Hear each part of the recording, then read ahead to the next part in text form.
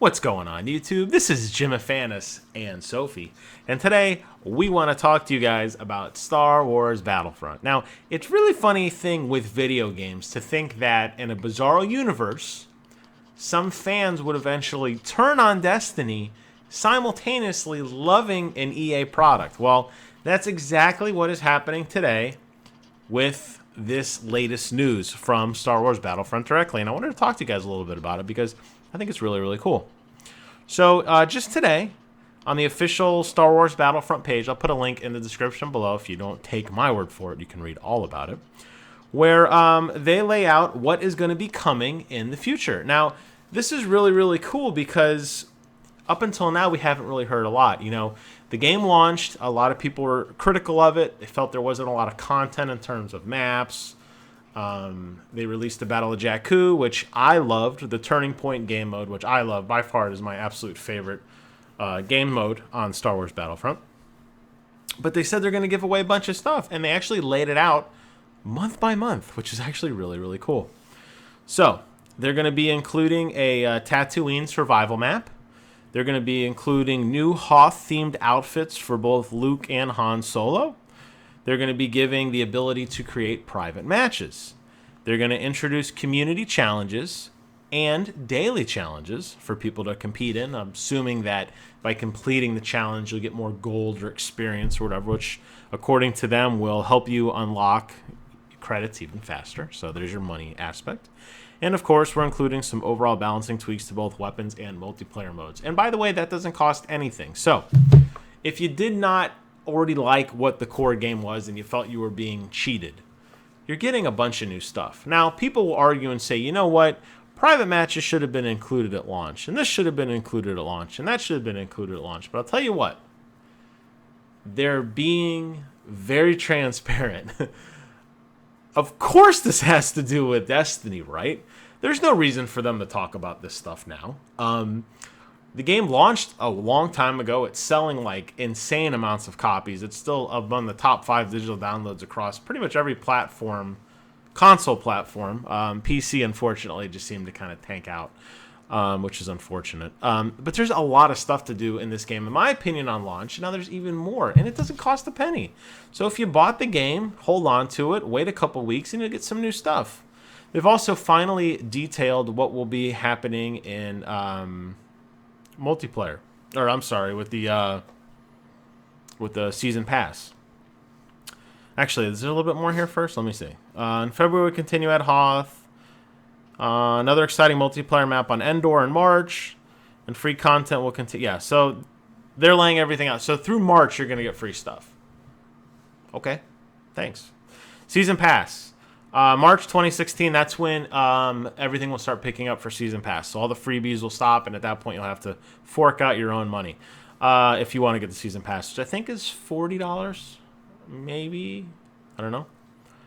Does this seem worth it? You tell me.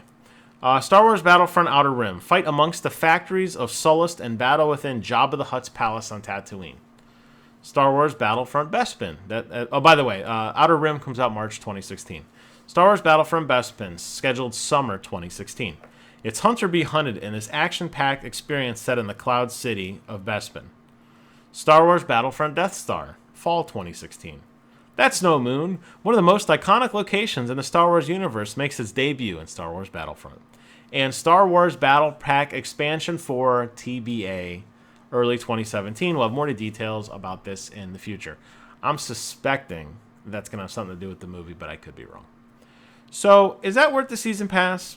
I think it's pretty cool. Now, if they give more weapons and more themes on top of just the maps, then I think it's pretty much a home run at that point. If it's just maps, maybe. I don't know.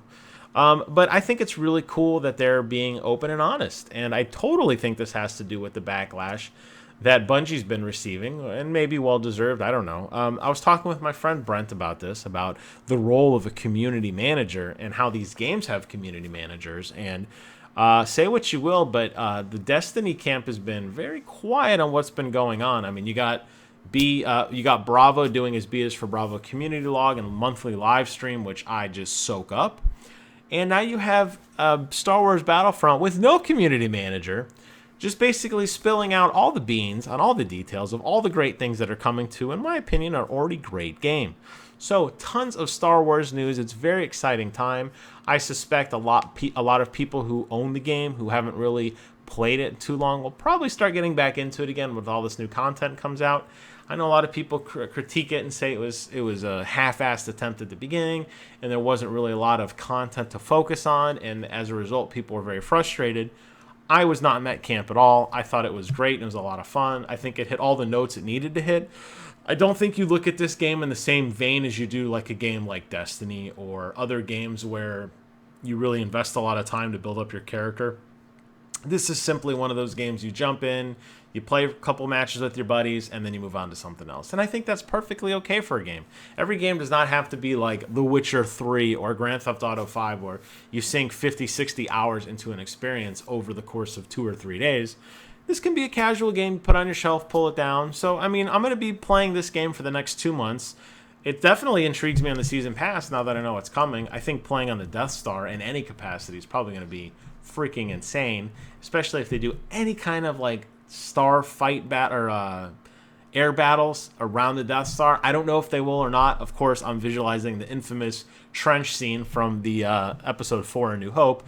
I don't know if they'll have that, obviously, but just in that experience, seeing more of the world and this amazing graphics that they've already kind of put in makes me want to relive even more of it, so I'm very excited. So let me know if you guys think this is cool.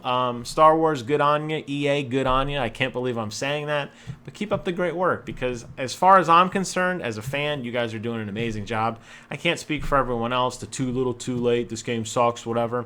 Don't worry about those people, because you know what? I'm your customer base now. You got to win me over to get my whatever money it is for the season pass. So knock these next few freebies out of the park, and you'll have a fan for life. As always, I want to thank you all for watching, and until next time, I will see you guys on the other side.